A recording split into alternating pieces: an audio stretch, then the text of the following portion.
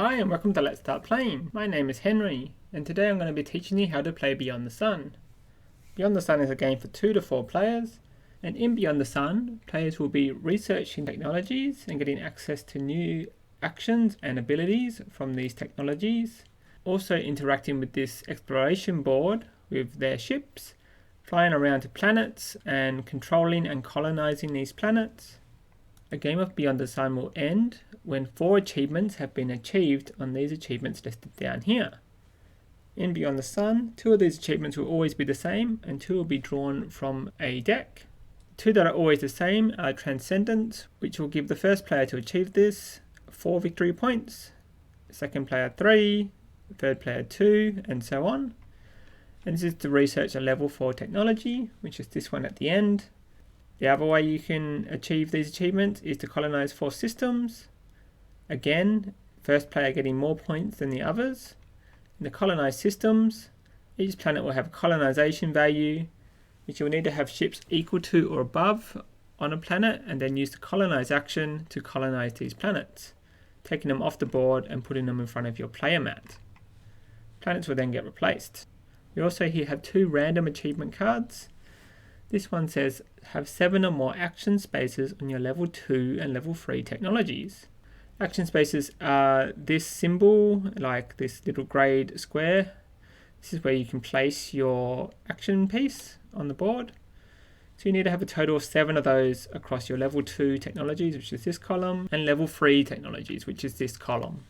The other one here is to have at least 8 or 4 worth of ships and 4 people in your supply at the end of any turn. And only one person can achieve this achievement. This one over here, one person can achieve it in a 2 to 3 player game, or two people can achieve it in a 4 player game. Let's have a look at how you can play Beyond the Sun. You have 2 main resources, which are population and ore, and these are tracked in different ways. Ores are normally physical tokens, but in this case just this ore symbol here. And people are normally dice on your player board over here. These little supply caches can turn into people when rotated to a certain side. And when they get rotated to the people side, they come off of here and into your supply. To start the game off, each player will have access to the basic seafaring actions. And there are only 4 of these, and these are the 4 actions that everyone can take on their turn. So this one is particularly drawn for 2 players, as symbolized up here. So there are less action spots on this one as you would see in a 3 or 4 player game. The first of these actions is to research a level 1 technology, and that's symbolized by the little man icon being placed on a level 1 tech. To do this, you'll click on this and you'll place your action pawn here. Then you'll need to select one of the level 1 technologies to research. You can see we've all start here, and these lines show you which research that you can advance to.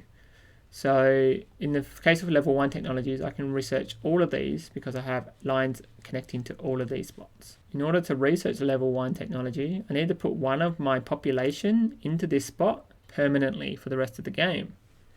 This will reduce the amount of population on my board and the amount of dice I have access to throughout the game. For this first turn, I'm going to research this advanced robotics tech.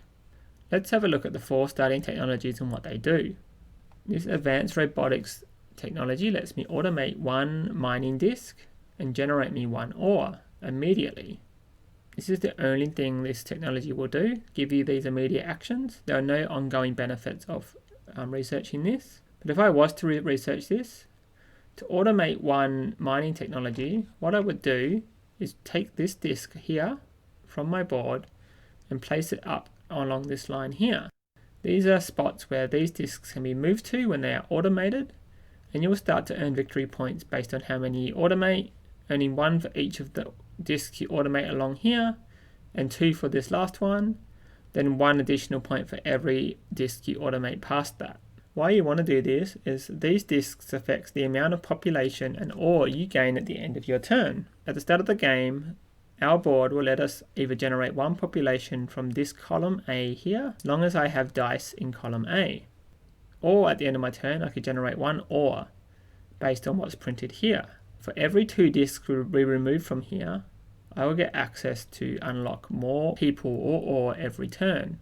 if I have these two discs removed, and you always remove from left to right, I will be able to generate 2 population at the end of my turn, one from A and one from B, or if I have none left in A, only from B. You might wonder why I'm referring to these cubes as population. Well, as you need to take population, you'll need to draw it off of this board. So when it says generate one from A, I take the top one of these and add it to my supply. And then I'll be spending these from my supply to put out on technologies and to place ships on the board.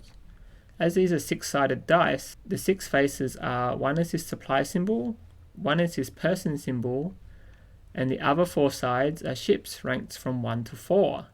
And all of these dice are the same. As I advance up to ore, I will get additional ore at the end of my turn based on how many of these I have unlocked. If I've unlocked 2, I will get 2 ore, 3 ore, 4 ore, or 5 ore, adding up the number of 1 ores that you see visible on your board. So that's why we might want to automate 1 ore. The next technology here lets me do a very similar thing, but with population. So I get to generate one of these population discs, and immediately get to turn one of my supply cubes into a population. To do this, you'd pick a supply from the leftmost column and add it to your amount of people. You could pick it from a column even if you haven't had access to it from removing these discs yet as well. The next one is terraforming, and this has an immediate effect and unlocks 2 additional action slots for us to put our action pawn in. If I did unlock this, I would immediately get to transform one of my supply cubes. Again, the same as population, I take the leftmost one and then put a 1 ship into deep space, granting me another ship that I can fly around to these planets with. And once I have researched this, these 2 actions I unlock are jump 4, and how jump works is this is how you can move your ships around the exploration board here. For each jump you have, you can move one of the ships you have on the board here 1 space. And 1 space are these red connecting lines. So moving this ship to here would be 1, moving that ship over to there would be 3. 1, 2, 3. And you can split your jump between as many ships as you like. Alternatively, with this action, I can colonize a planet.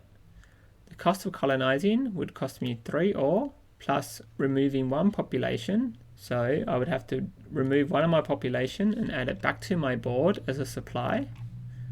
And then I can colonize one of the planets that I have enough control of. To be eligible to colonize, you need to have control of the planet, and to have control of the planet, you need to have the most amount of ships located at that planet in value. So in this case, Sol is controlled by the blue player. However, there is no reward for controlling Sol, other than at the end of the game, it's worth 1 victory point. However, let's say red had 1 ship here, they would be in control of this planet, and would only lose control if blue moved an amount of ships more than the red's current control. Red will maintain control if it is equal.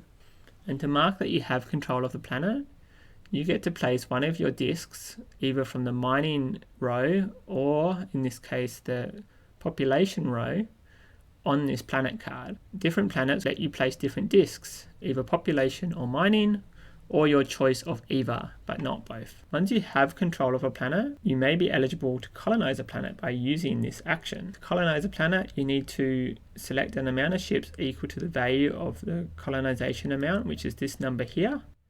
In this case, if I had 3 worth of ships on this planet, I could select those ships and consume them in order to colonize this planet.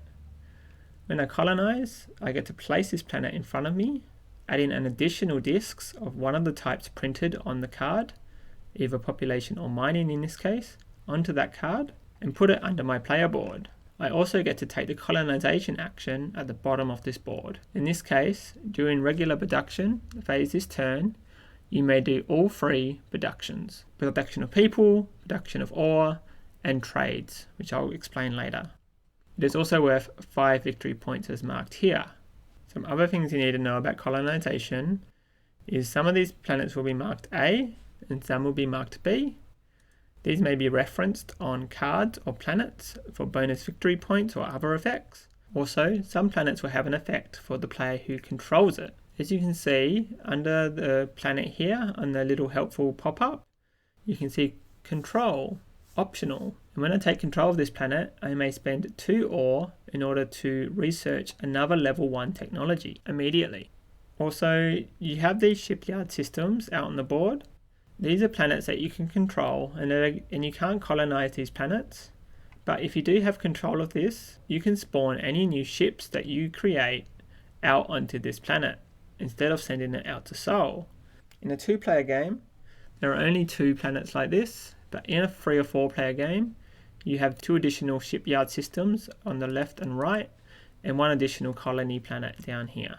Let's look at the last level 1 tech, and this one will let us gain 1 ore and upgrade one of our ships by 1 level. So I could turn a level 1 ship into a level 2 ship, so that's my immediate bonus, and that will be 1 off. And then, as an action in future turns, I could spend 1 ore to turn 1 person into a 2 ship. So I need to have that population in my supply before I took this action. And then after doing that, I could then jump 3, including moving the chip I just generated. All these actions happen in order of top to bottom. Before we go ahead and research one of these, I'm going to show you some of the other basic spacefaring actions that you can take. This one is how you can get level 2 technologies. And in this case, I would need to first be eligible to qualify to research a level 2 technology. And to be able to research a level 2 tech, you will need to have all the lines that go into that tech already researched. So if I wanted to research this one, I would need to have this one already researched. If I wanted to research this one, I would require this one and this one to be already researched in order to be able to research this technology. The only exception to this are these level 4 technologies, which only require 2 of the 3 lines going into them to be researched. A little note of this is made here in the bottom left. Once again, I'll still need to place one of my populations, so I'll need at least 1 population in my supply in order to take this action, so I can place that population out onto the board here. In a 2-player game, in very small print on the second action, there is a increase ore cost by 1 if you're the second player to place here. So when placing your action pawn will remain on an action until your next turn. When it is your next turn, you have to move your action pawn to a new location. If you wish to perform the same action twice, like researching a level 2 technology again on your turn, you'll need to move your action pawn to an available location if there is one. In the case of placing it again here, it would cost me 1 additional ore, because that's printed on the only other location at this spot. My action pawn blocks the action for all other players. On this next action, the same mechanic applies, and what this action does is it lets you optionally convert one of your population into a 1 ship and then jump 2. And the last action is how you can gain some bonus resources on your turn. You can convert one of your supply cubes on your board, the leftmost one, into 1 population, and also gain 1 ore. So I'm going to research this technology, and once I've selected, I can confirm my action. You can see I've placed one of my populations out onto the leftmost column on here. This marks that I've researched this and removed 1 person from my supply. I've now instantly performed all the mechanics of this card, this immediate effects. So I've moved one of my mining discs up to here, and I've also generated 1 additional ore.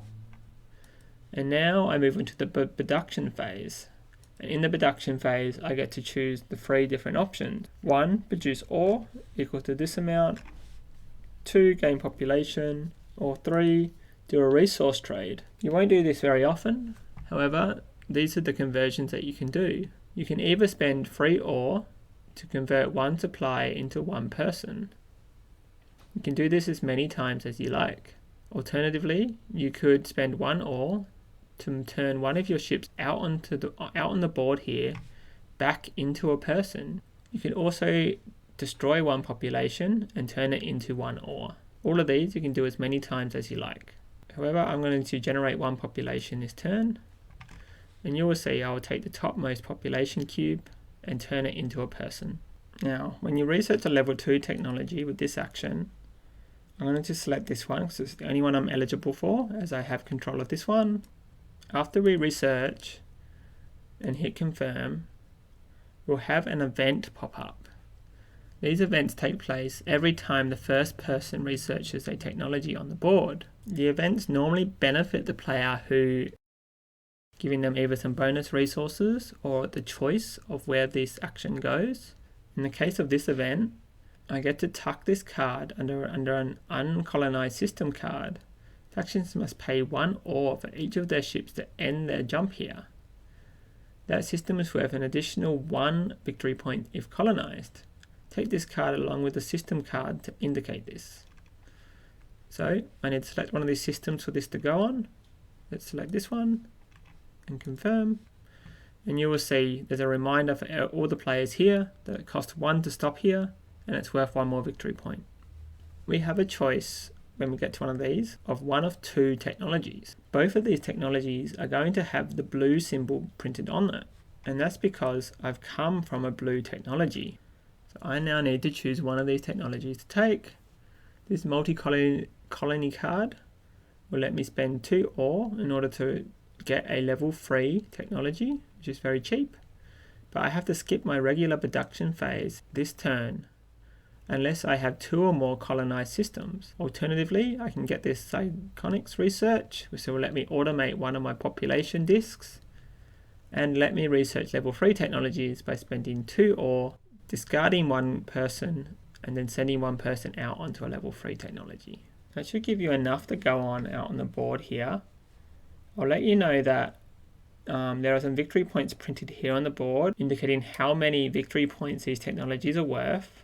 The first row being 1, the next row being 2, next row being 3, and the last row being a mystery amount.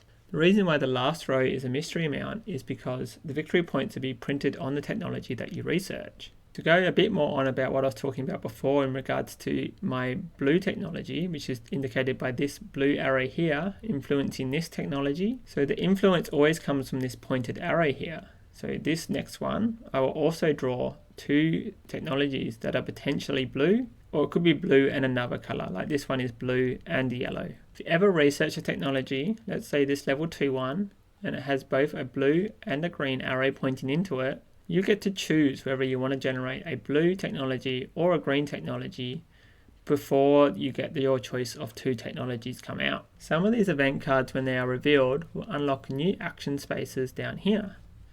On 2 of these level 2 events, there are cards that will unlock the Tier 1 Terraforming Guild and also the Tier 1 Professors Guild. When these cards come out, the player will choose one of these guilds to reveal for all players, and all players will get access to an additional action, in this case a Terraforming Guild, giving you a new way to colonize planets, or in this case a new way to gain level 3 technologies. And 2 of these level 3 technologies will unlock the Tier 2 additional actions, this one being the Technocrats Guild, which will let you research a level 1 technology, then take another basic spacefaring action on your turn, or the Meta Science Guild to unlock a level 4 technology. The game will end when 4 achievement discs are out on these achievements, as explained earlier, and once that has happened, the players will finish the current round they're playing and then play 1 additional round, giving all players the same number of turns. Players can only claim achievements at the end of their turn,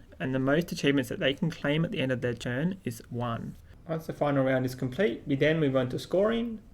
Players will score points for all of their colonized systems, every achievement that they've achieved based on the victory point amount listed on the achievement, technologies that they've researched based on the level of the technology, and any events that have come out that grant victory points for those players, they'll get bonus victory points for those, and also for every disc they have on a victory point slot on their automation board here. Once those are all counted up, whoever's got the most victory points will be the winner.